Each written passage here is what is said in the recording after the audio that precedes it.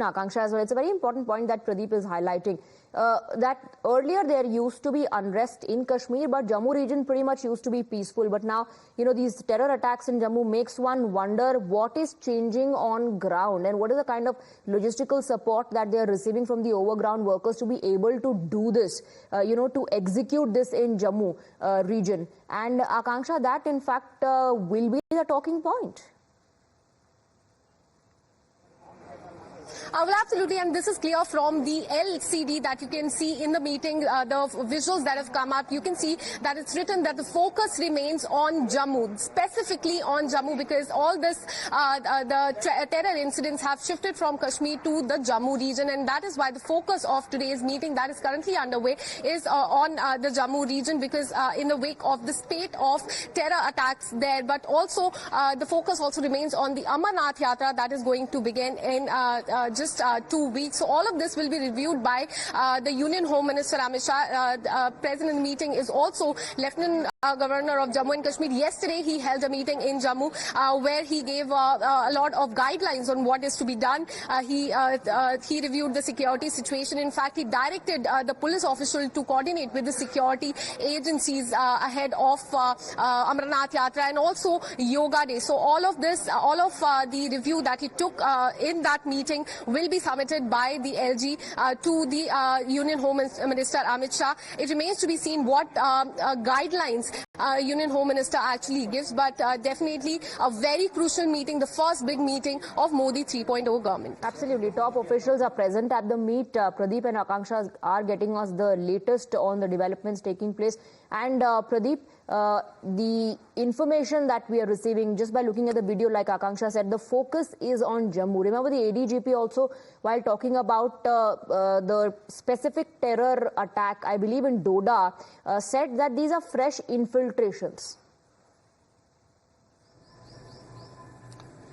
Yes, absolutely right. Because we saw that few days back, the terrorists had killed one village defense guard in Basantgarh area, and they were about a group of 6 terrorists. They were roaming in that place, and they had also freshly infiltrated from the Hiranagar sector and come out to this side. And this time again, these 2 terrorists are said to have infiltrated from the international border, and they were moving towards the CRPF headquarters. Maybe they were planning to target that. They were planning a Fidayeen attack. But before they could succeed, because Kashmir Tigers, one of the proxy of the Jaish-e-Mohammed, has already claimed responsibility for the attack, and they've decided to avenge killing of the 2 terrorists in Hiranagar, and have also claimed responsible for what happened in Gando area, in which one special police officer was also injured. So there is a matter of concern. But this is not first time when the Jammu had faced the brunt of terrorism. In late 90s also there used to be communal massacre, and that time Home Minister was Lal Krishan Advani. The first massacre took place in Prankot area. Lal Krishan Advani visited to that place. That time also they wanted to create a divide between the Hindus and the Muslims. They went for the communal massacre. They wanted that there should be a backlash. At this time also the strategy remains almost similar. And who is the mastermind of this strategy is the present Army Chief Asif Munir of Pakistan. He is the one who had been the ISI chief at that time when actually the infiltration in the Rajouri and the Poonch started, because he wanted to keep the line of control hot. And this time, instead of shelling, they decided that they should infiltrate terrorists who can stay in caves, who can come out to carry out attack, then once again move inside the forest area. Pradeep and Akanksha, stay on with us. We're getting some inputs now, and we'd like to speak to our defense experts. We have Praful Bakshi joining us on the broadcast. The inputs are about the top officials attending the meeting, about the focus being on Jammu region, of course, in the wake of the terror attacks that have happened in Jammu region. Are things changing on ground? How are you looking and assessing the situation? Thank you very much. As this question, as you have been asking, we have been talking about it for a very, very long time. And not a few days or few months, but a very long time. And this is a constant process. We only keep ourselves happy by when it goes down a little and then it comes up again. Why? Because there are 2 reasons. A, the breeding ground of the terrorist is open in POK. Within 8 to 10 to 15 kilometers there within the POK, they keep infiltrating. Who receives them? The sleeper cells are fully active. I tell you, fully active.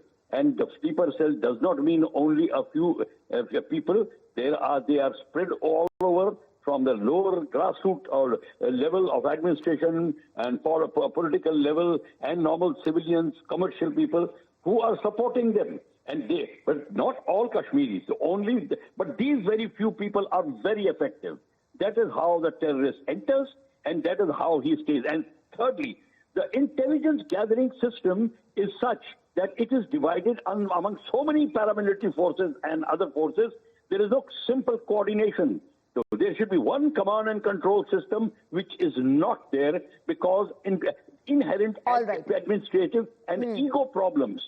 It has not come. And that is why the terrorists are finding it a heyday. All right. So, sir, I request you to stay on with us. We have former Deputy CM of Jammu and Kashmir, Nirmal Singh joining us on the broadcast. निर्मल सिंह जी, बहुत बहुत शुक्रिया आपका हमारे साथ जुड़ने के लिए. Defence experts भी अपनी राय इस बात पर रख रहे हैं कि कैसे टेरर अटैक्स जो हैं वो जम्मू में हुए. अक्सर ये कहा जाता था कि जम्मू में शांति बहाल है जबकि कश्मीर में अनरेस्ट है. तो क्या चीजें बदल रही हैं ऑन ग्राउंड? क्या ऐसा हो रहा है कि अब ये जो आतंकी है इनका फोकस जम्मू में शिफ्ट हो गया है?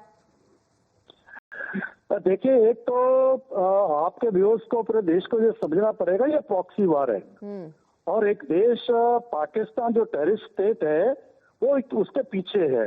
बेशक उसका अपना जो बुरा हाल है उसकी तरफ ध्यान नहीं दे रहा है और वो टूटन पर है. उसके बावजूद भी उसको लगता है कि शायद जो है टेररिज्म को फैला के और वो सीमेंटिंग फैक्टर पाकिस्तान के लिए हो सकता है, जो नहीं होगा. नंबर 1. नंबर 2, ये समय समय से वो स्ट्रैटेजी बदलते रहते हैं.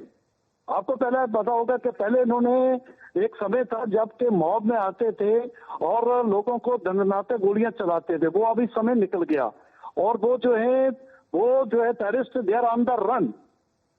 अच्छा, और फिर उन्होंने टारगेट किलिंग शुरू किया. टारगेट किलिंग गरीब लोगों का, मजदूरों का, जो है आम लोगों को मारना शुरू किया. फिर उसमें भी वो मारे गए. अभी उन्होंने स्ट्रेटजी बदली है.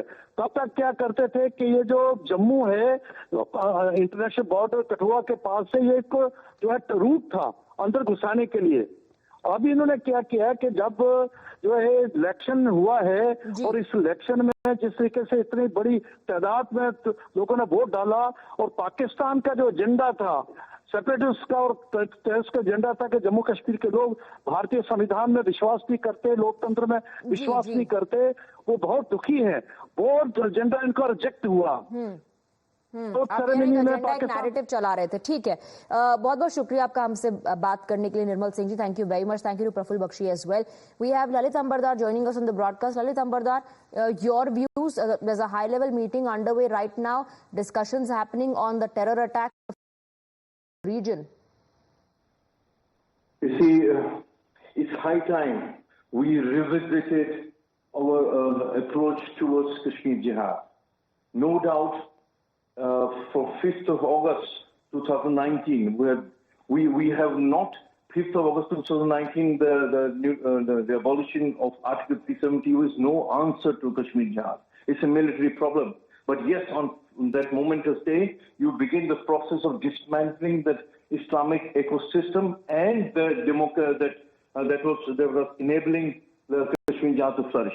It's a long problem. It's taken time to achieve the target. But Kashmir Jihad remains a military problem. In Kashmir, you have a very strict, very tight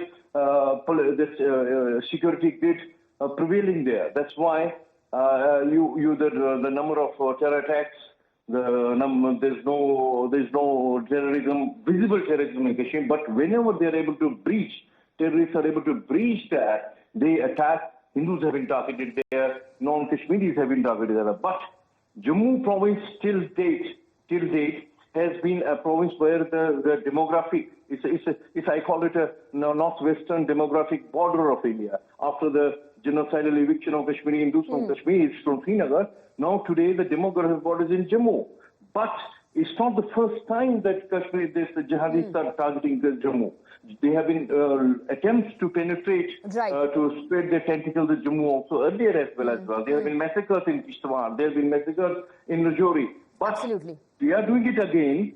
It is a matter of concern. We need to revisit this. Yes, absolutely. Lalit Ambardar, thank you very much for sharing your views with us. Thank you to Akanksha and Pradeep as well for getting us the inputs. We'll keep tracking this big story on the other side as well.